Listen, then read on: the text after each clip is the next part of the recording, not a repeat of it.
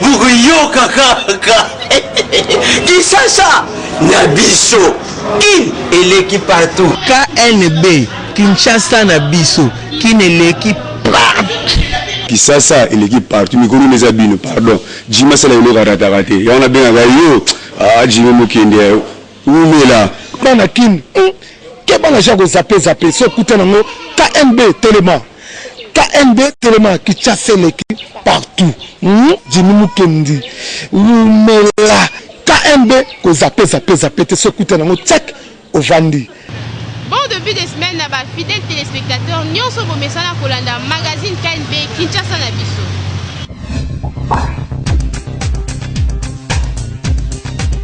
Contrairement à Ndenge Zalaka, d'habitude, rassemblement au Yalinga qui a la meeting le 5 novembre, et ça les maquille sous soutien suivant les mesures temporaires au gouverneur de la ville à Zouaki concernant la manifestation politique na place publique.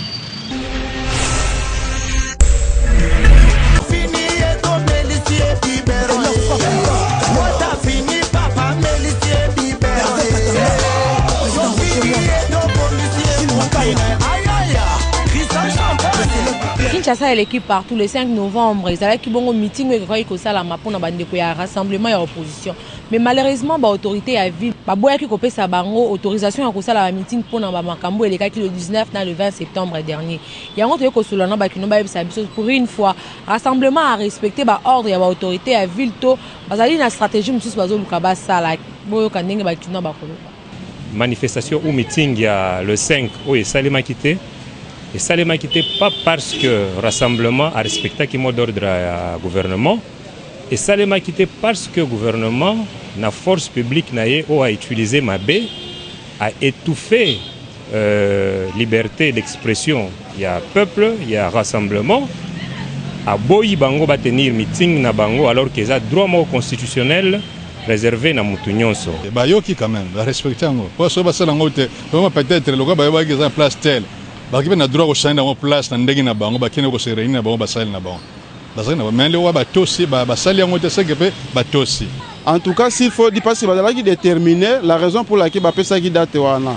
Ceux qui pour na koloba ke bazwa ki engagement te ba ko pesa date wana te. Le engagement pesa meleki. Mais pouvoir payer par dans la position nini oya kanisa ki pour na koluka ndenge ko empêcher mais ngana moni ke ba qui ndé empêcher parce que ba qui déterminer pour ba se retrouver ensemble na ba partisans na ba on a population na lio ezala qui prévu pour na meeting wana. Ils peuvent respecter peut-être pour protéger la population parce que c'est pour ne pas empêcher la population à s'exposer parce que c'est au sein des autres c'est pour qui vont compatir il y aura des morts et des morts c'est ça dans ce sens là peut-être c'est la constitution na biso ba lobby ezali na droit à manifestation après la droit même ya ko sala grève ceux qui société na yo ils ont foutu à ôter. Alors, mais on a Congo dans le contraire. Droit à battre les bafoué. Nous allons vivre le pays on a le couteau et une démocratie. On a beaucoup de ba opinion ya ba kino ezala qui vraiment partager mingi ba lobby que il fallait bazala qui na droit ya ko respecter ba ordre ya ba autorité parce que ba makile zo tanga mingi na mboka ya malamu ko zala kaka ki bosala makamyo se pose à l'intérêt à la population peut toujours éviter makile tanga na mboka Kinshasa et l'équipe partout. Gouvernement a pris la décision que le marché est inondé dans le mois de décembre. Il y a des Congolais qui ont mis ceux qui sont inondés dans le mois de décembre. Bon, après la fête, il y a des réagir dans le micro à KNB.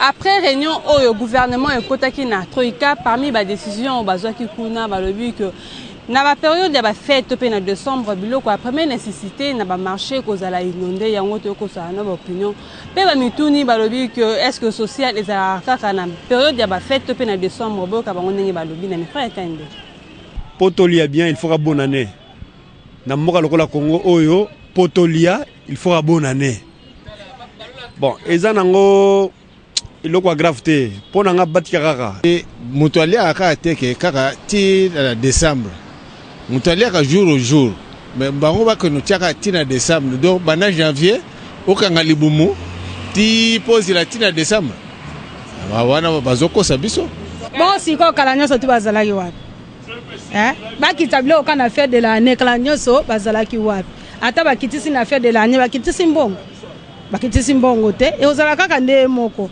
ata omona wana balongola musuka 100 fois 200 fois wana siko basalini asaelo te wana ezaka lokola komandipile bato basaelo te.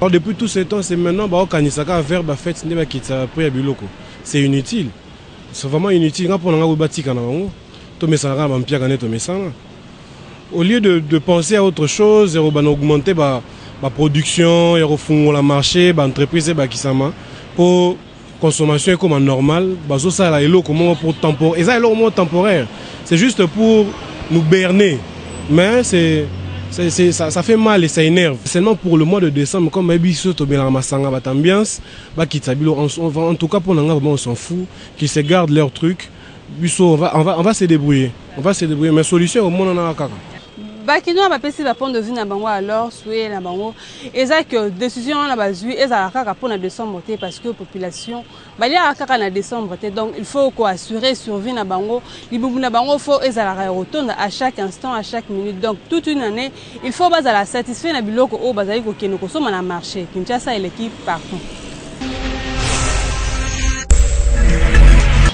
À quelques heures, il y a élection, il y a nouveau locataire, il y a Maison Blanche aux États-Unis. Il y a un Congolais balobi nini bakoki ko s'attendre na élection, il y a nouveau président américain par rapport à la situation politique actuelle na RDC.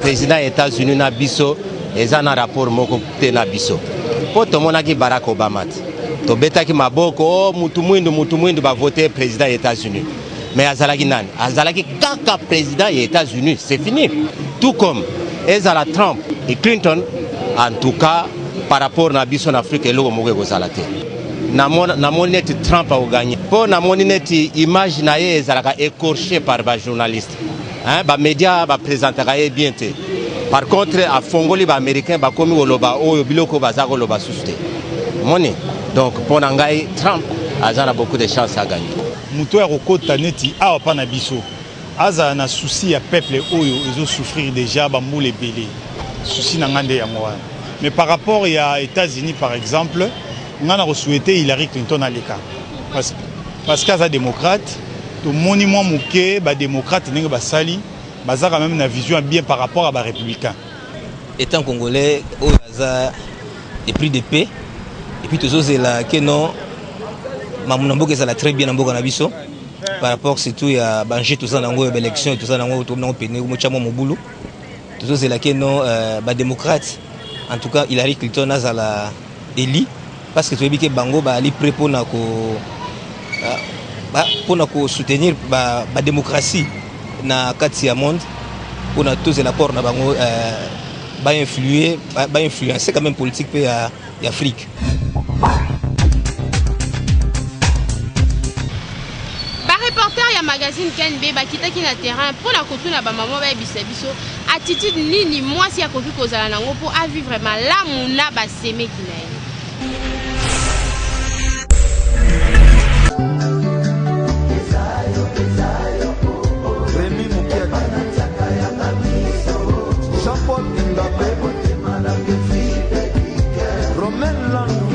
Kinshasa l'équipe partout le magazine nous tout ça ana commune ya Kinshasa pour nous solana ba kinoa ba mekampe ko yebisa biso attitude nini ba ko kozala ngo pour ba vivre malamu na ba semeki na bango boyo ka ba monde ba ngolo nazaka bien makasi na basi ba grand frère nanga po na botam pe na mibali ebele ba pe na basi na bango mais to solara normal ko gérer les cas nango bien to za bien na bango bon ko vivre ba seme ki eza mambo ebele mais po na ngai soko fanda na seme kino oyebani na ye oyebi ya malamu alingaka oyebi na ya mabe aboya soki ya mabe et se présenter au kimi yango pona ko éviter ba problème ya malamu o ya lingaka osalela yango ndo osala ko se comporter bien na bango quoi ko se respecter ko mi pesa respect quoi ne singa na DCM qui n'a pas là na se respectera bien situation do na zo charge na bango normalité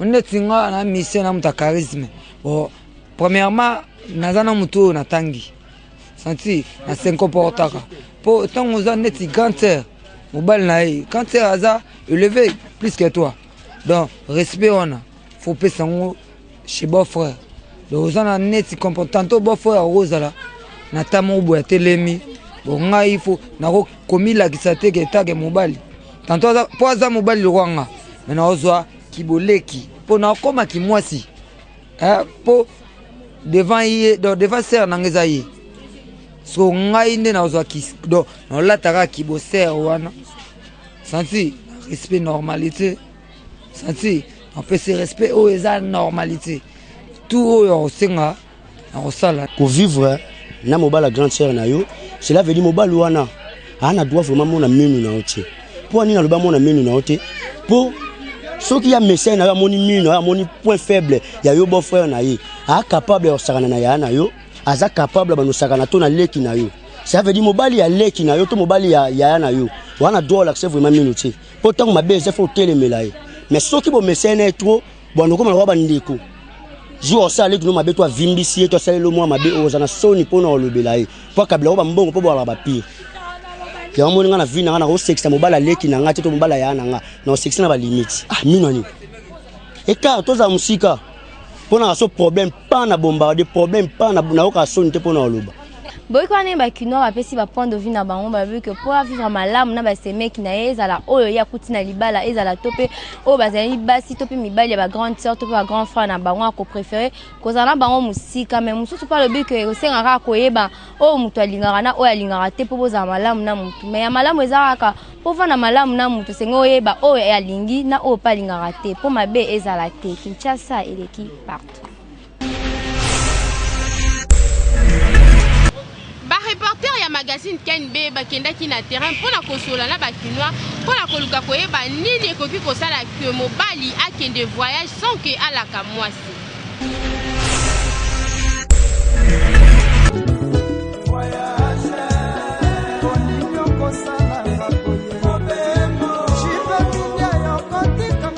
tozosola na bakino bayebisa biso soki esali ke na couple mobali a voyagé sans kolaka mwasi ekozala malamu et puis baraison nini ekoki kosala ke mobali a voyagé alaka mwasi na ye. On dit que toute vérité n'est pas bonne à dire. Partenaire na yo c'est vrai aza na droit koyeba nyonso mais il y a certaines histoires et surtout que ceux qui nous se fixer vraiment objectif bien te ezalaka vraiment pas facile ya koyebisa nyonso sur ta vie. Eza quelque part mabe, on peut condamner, mais chacun a ses raisons et ça là qui a qui m'a na makambo akuta na bon naïbté malgré qu'il y a urgence mais moyen de communication ezali même si urgence moi se poser na musala donc na kobenga moi si na par téléphone non madame tala eza boye nazo voyager donc je peux jamais voyager ça qui na informer moi si na normalement soit eza urgence OK nous allons programmer mais le téléphone est là, je vais appeler ma femme. Le canal numéro nae ba pona nini akei. Soit pesinga réponse que libali ekufi. Wana penga pe na zui décision que te libali ekufi. Na koyeba na pona nini akei ala kingai te. D'après ngai il fallait qu'on ait la patience. Koyeba ke nini tindagiye akenda la kangai te. Eza bien thème. Urgence peut se poser au voyager au epsi maman de ndako. Moi si lo ndako on a été que voyager, c'est que vous avez un problème. Lorsque problème est allé, c'est que vous s'arrangez à se comporter peut-être ma bête et s'imbiter au CPLT que on l'a caillé que vous voyagez. Donc on a que nous avons un salaire mobile à voyager à Epsi moi cité. On a pas voyager sans koyebisa nga na moni kaza na confiance na ngai te po so azali na confiance na ngai keke so ba circonstance nyonso efo alaka ngai ifo ayebisa nga te toza na baproblème mais jamais ko voyager sans koloba ngai wana nga na osepela yango te mpenza bon nazalaka mayele mpo na oyebaka aza so na confiance na ngai te bakino bapesi baraison oyo ekoki kosalaki mobali avoyage sans kolaka mwasi na ye misusu balobi ezalaka swati mwasi asalaki eloko moko ya mabe yango mobali avoyage alaki te ou swati mwasi asalaki eloko moko besali mobali pasi mais ozala malamu soki mobali ata likambo ezali ovoyage olaka mwasi mpo soki likambo ezali otikelaki ata maloba te bato bakoyeba ndenge nini ke yo ovoyageaki na kanda to na likambo na ye soki olingi ovoyage ata boza na baproblème na mwasi na yo fo kolakaka ndenge bakino misusu balobi Kinshasa eleki partout.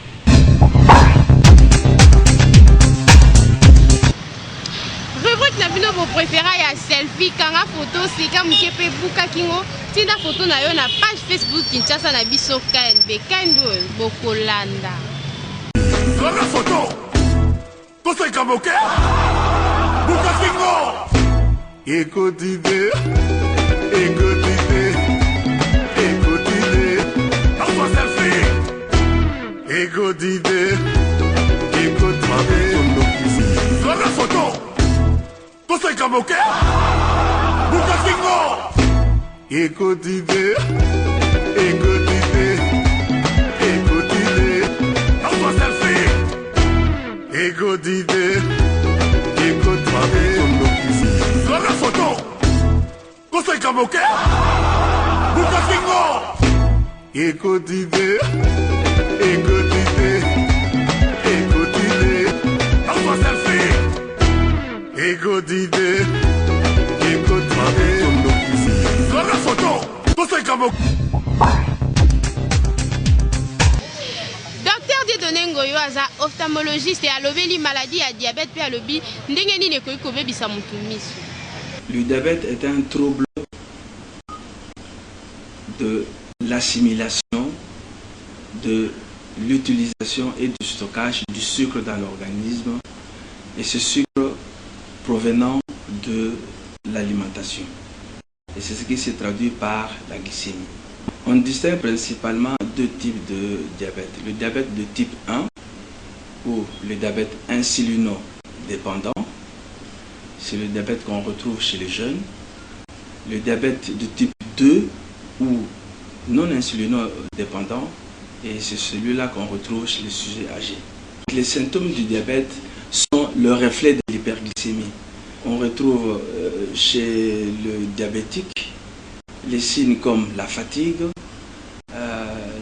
les urines abondantes, une soif intense, une perte de poids. Chez certaines personnes, on retrouve une cicatrisation des plaies qui est un peu trop lente. Et ces signes sont principalement des signes qu'on retrouve dans le diabète du type 1. Tandis que dans le diabète du type 2, les signes sont un peu mineurs et parfois même ces signes se passent inaperçus.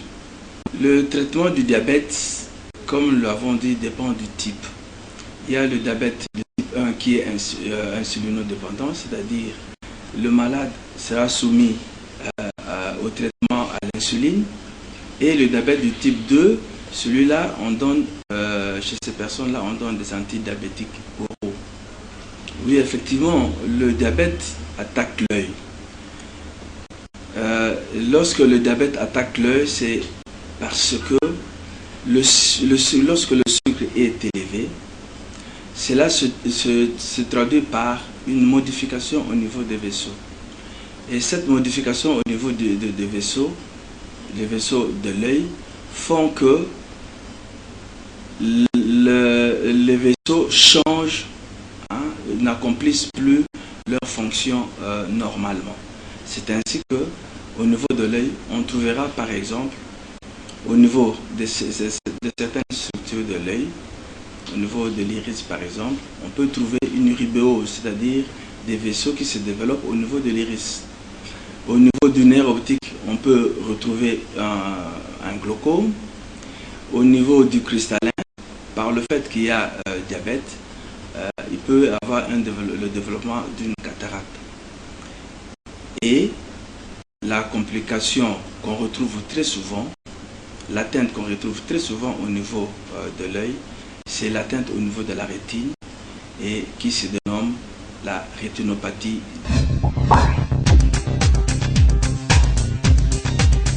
tolukaki koyeba soki mobali na yo azala bana o baza plus âgé que yo mwasi ya papa na bango okosala ndenge nini po o vivre malamu na bango.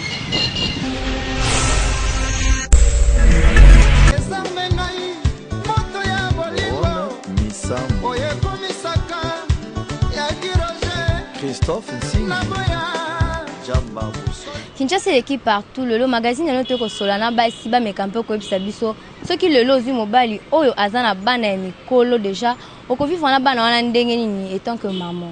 Bon le roi nazem feria par rapport à bango on se monka maman ndazo bana parce que naza maman malgré tout baza mikolo na ozaka maman so basali mabe na ogangela bango pour baza bana wa techa impoli na beti mbata tout d'abord on vivre bango comme ba camarades.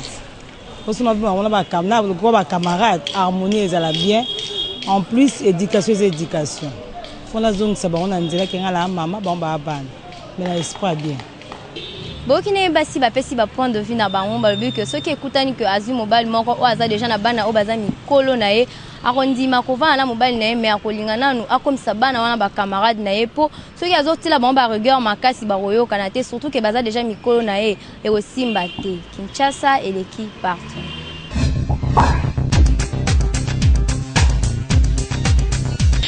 Oza na besoin que la voiture ya solo pe ya malonga Trust Company azana pour la bino boza ba détail na élément on. Nul par ailleurs que chez Trust, des véhicules d'occasion de haute qualité avec moins de kilomètres dans notre stock. Vous y trouverez toutes vos marques préférées. Toyota IST, Toyota Passo, Mazda Demio, Toyota Yaris, Prado, Nissan Skyline et tant d'autres. L'équipe technique ne laisse rien au hasard avec plus de 60 points de contrôle pour vous assurer une conduite avec des véhicules en très bon état. Visitez le site www.japanesevehicles.com, faites le choix de votre véhicule et contactez Force One, service situé sur Colonel Ebea, numéro 56, immeuble Boncoin, côte à côte de la Napi, à 1 minute de l'hôtel de ville de Kinshasa. Ou appelez le 081 99 64 301. Email info@forceoneservice.com. Nous vous accompagnons dans toutes les étapes. Plaque d'immatriculation, assurance annuelle, transport Matadi Kinshasa et un service après-vente assuré. Un seul site, www.japanesevehicles.com. Force One, l'unique et le seul représentant de Trust en RDC. Le seul et l'unique rendez-vous de l'année est le 13 novembre na excursion monene au KNB Bongisi pour la fêter 365e édition na bango. Ceux qui vous intéressés landa.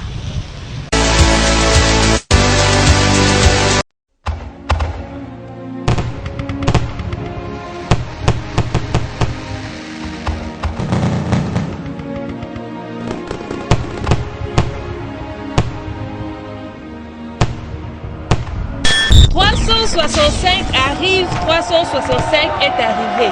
La 365e édition de votre magazine KNB, c'est déjà dans quelques jours. 9 novembre 2015, 9 novembre 2016. Le magazine Kinshasa Nabiso, un an déjà. Magazine Oelobelaka via Bakinois sans concurrent ni imitateur, unique en son genre, mon côté na Kinshasa, mon côté na RDC. Boya ko fete na biso na mama na excursion oyo ko salama dimanche 13 novembre 2016, lieu d'embarquement ezabongo na gare centrale ya Gombe. Ensemble na ba partenaire ya tourisme et ya environnement, boya ebele potoko tamola Kinshasa mobimba en mode touriste. Pe ba bete la biso ba histoire, pe masolo nyonso oyo toyokaka na Kinshasa. Ba billet oyo eza numéroté de 1 à 365. Soki osombi yango à $20, nde oko bénéficier na t-shirt souvenir ya KNB, consommation ya boisson sucrée, pe accès na point de chute et sika fête monene ekozala. Occasion po bokutana na ba agent nyonso ya KNB pe ba présentatrice préférée na bino oyo butu moi basalelaka bino musala po bosepela. Oyo bakozala très disponible pour na kosolola na bino pe ko immortaliser ba moment de joie oyo toko lekisa ensemble. Surtout ba selfie somme en trop. Toko souffler gâteau ensemble, kolia, komela, musique na comédie. Ba bête batela yo lisolo te excursion Kinshasa na biso nanu ezala te. Première édition yango yo billet à $20 seulement. Eza déjà en vente na siège à Force One Service na croisement Colonel Ebeya avenue du Marais na commune ya Gombe. Non loin ya hôtel de ville ya Kinshasa. Ba surprise eza ebele. Lokola toza kaka na besoin ya 365 personnes, misombelaka déjà billet bien avant pour ceux qui ba place ekoki na bus. Moyen to bakisa bato ekozala te.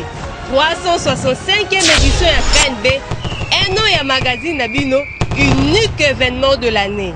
Kinshasa et l'équipe part.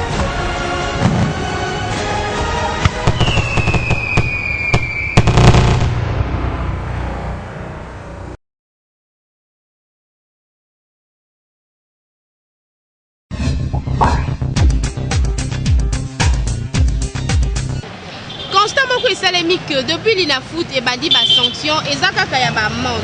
Or ba sanction eza ya bandenge ebele. Yango KNB sa libino élément ou. Débuté depuis plusieurs semaines, l'Inafoot Division 1 et continue Kobetama comme prévu. Déjà, dans la 7e journée, chaque semaine qui passe, tout monde a un match Kobetama. Chose qui n'était pas faisable la saison dernière parce que toi assistas qui n'a pas report y a un match. Or, na début, l'Inafoot ezalaki kolela ke mbongo ezate mais championnat ezobetama bien sauf quelques dérapages.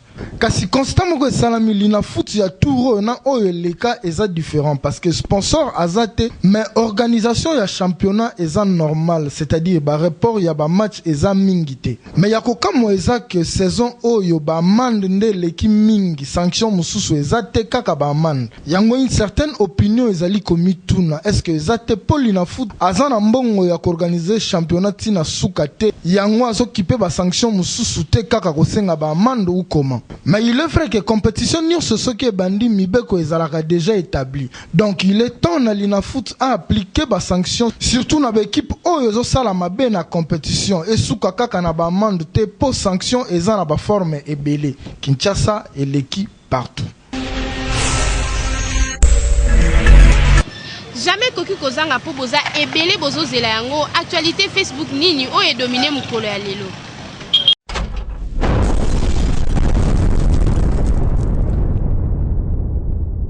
Tobanda actu Facebook ya lelo na message oyo la louche a lobby que aza ko appartenir te na Front pour le respect de la Constitution, plateforme oyo MLC a otiko sala mikolo eleki. Le chef de la police de Kinshasa, le général Célestin Kanyama, a estimé que Kinshasa est mieux loti en matière de sécurité que Paris, Bruxelles na Johannesburg. Internaute moko a commis boye. Peut-être à lobby bongo parce que Beni Butembo ezalaka na Congo te. Poso ki ezalaka na Congo, totika ba jeu. À quelques heures, il y a vote déterminant il y a États-Unis oyo batu nyonso bazali kozela. Ba sondage ezako continuer en ligne. Ba internaute ba lobby que plus de 65% y a ba évangélique blanc ba se déclarer en faveur y a Donald Trump, tandis que 60% de catholiques devraient voter Hillary Clinton le 8 novembre. Mais il faut qu'on retenir que Mutu oyo aza en mesure ya ko gagner ba vote na État ya Ohio na Floride, nde aza na plus de chances ya ko remporter ba élection. Parce qu'il faut 270 voix ya ba grands électeurs sur 538 pour espérer qu'on soit majorité. Le tout-puissant Mazembe remporte son titre continental na match oyo ba betaki hier dimanche na Lubumbashi contre ba Algérien. Pe ba gagné bango na 4-1 nde esalaki bazwa coupe ya confédération ya CAF. Ba internaute ba féliciter ba joueur pe staff dirigeant mobimba. Toso ki sa actu Facebook ya lelo na vidéo oyo. Fabregas Meti Noir azako yemba générique ya album Retirada ya Héritier Watanabe.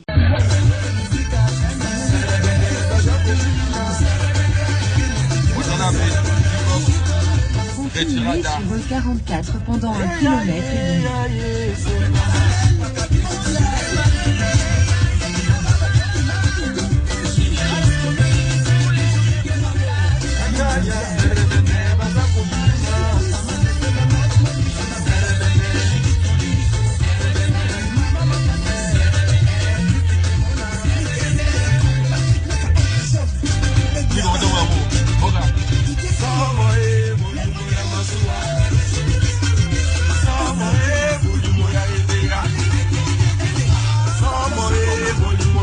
Massoua. Post live. Félicitations Retirada. Wenge ne tombera jamais. Samoe Bolimo ya Massoua. Samoe Bolimo ya Ebea. Oga.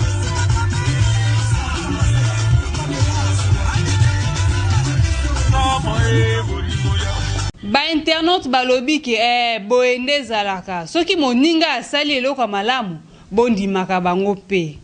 Actu Facebook oyo, tina ya koforce zatin, pozo bimisa bino kala. Vraiment, kala makasi. Kinshasa eleki partout. Merci la confiance et fidélité au Pesakana magazine Labino. Tokutani la prochaine édition na Tanya Mavambu pour Sanateke Kinshasa et l'équipe.